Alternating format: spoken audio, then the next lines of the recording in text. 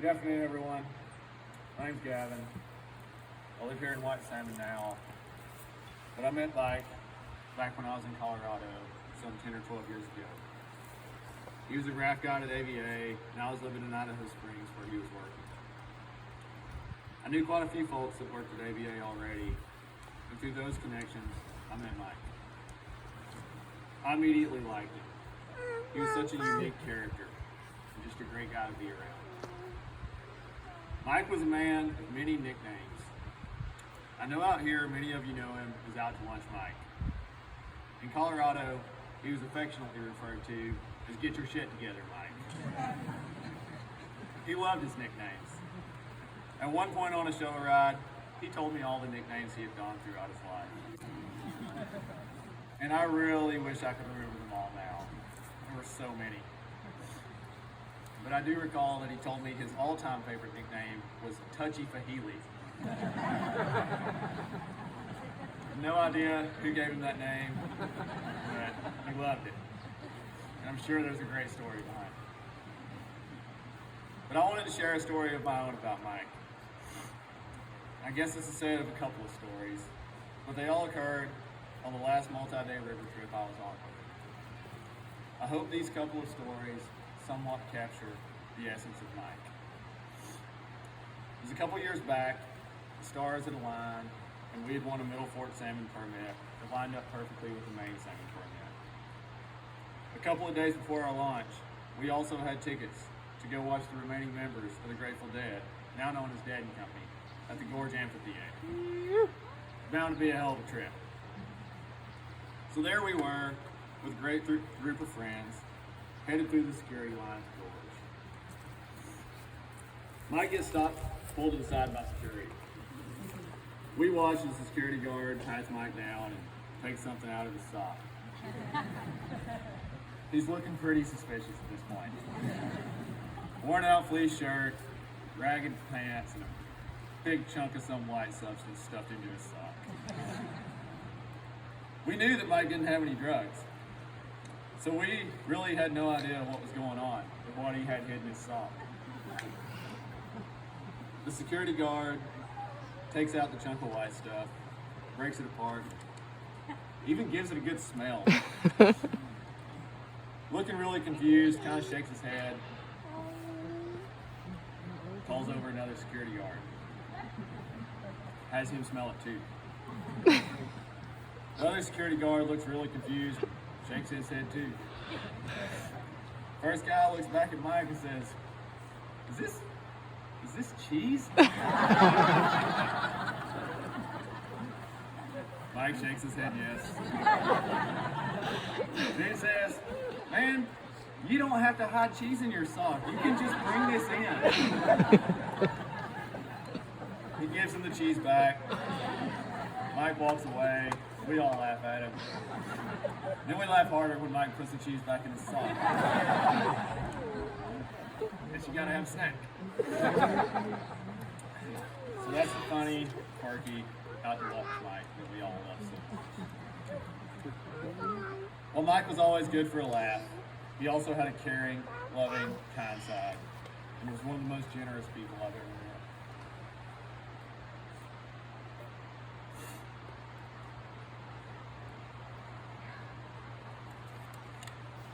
Several days later, we had stopped at one of the cabins on the side of the river.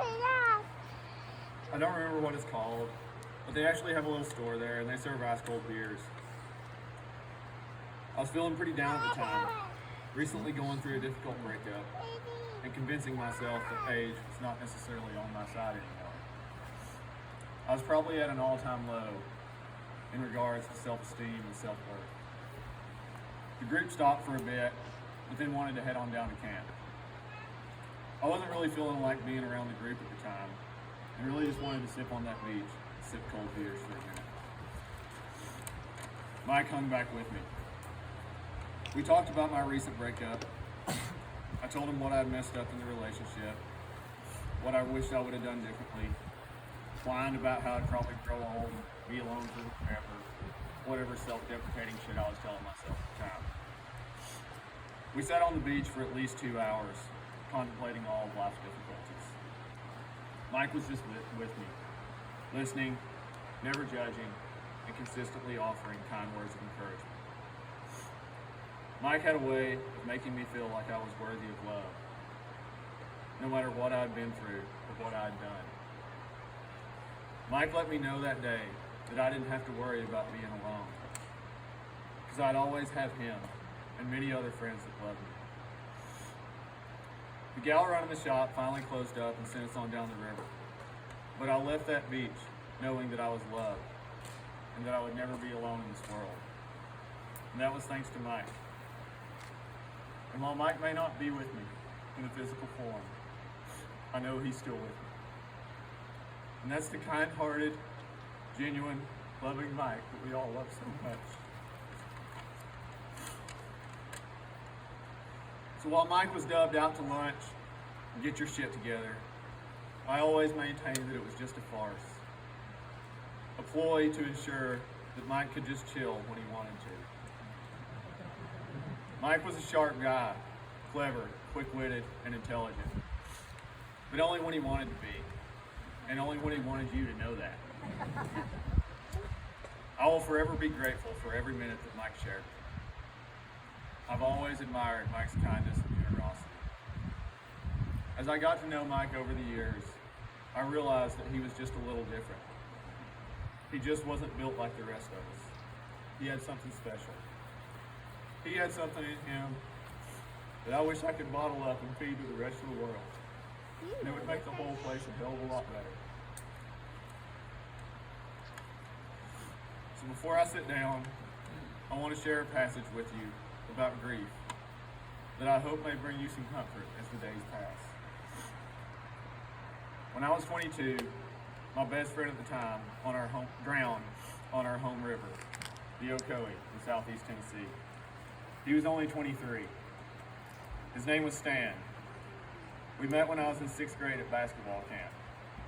We played ball together all through high school, and after high school, we lost touch for a bit while he went off to college, and I stayed home to work at the factory. But after a couple of years, he came back from college, and we reconnected by rafting and kayaking together. He was my best bud and my whitewater mentor. His parents owned the rafting company, and he'd been kayaking pretty much since birth. He died over 17 years ago, and I still miss him every day. Each year near the anniversary of his death, on July 9th, his sister shares this passage. This year, I needed it more than ever.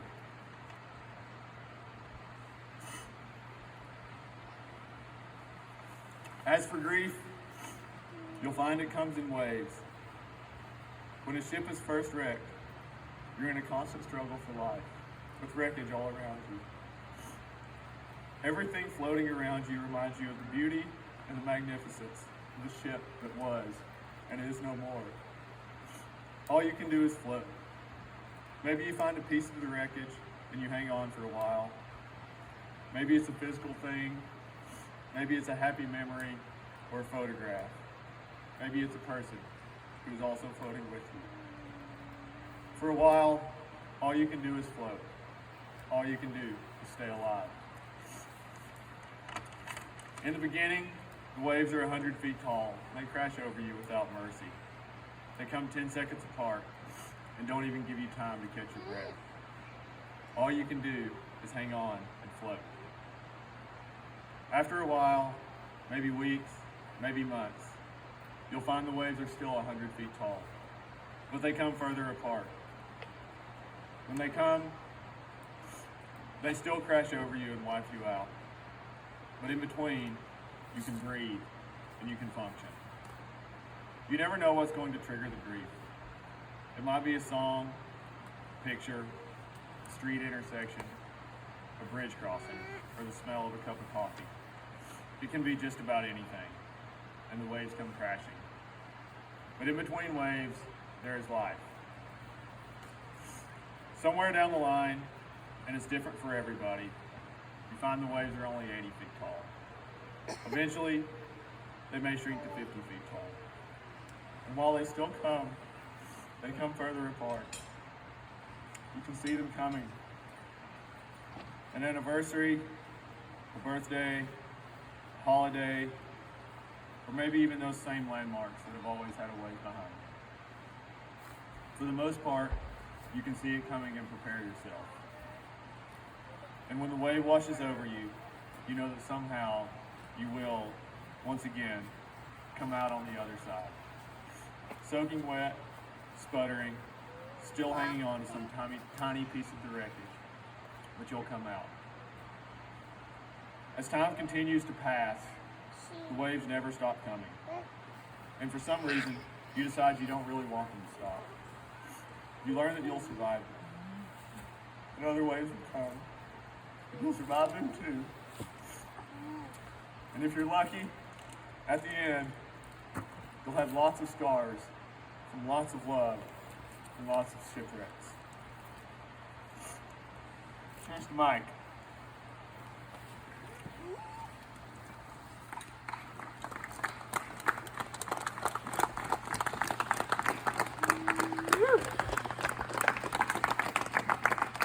Thank you, Gavin.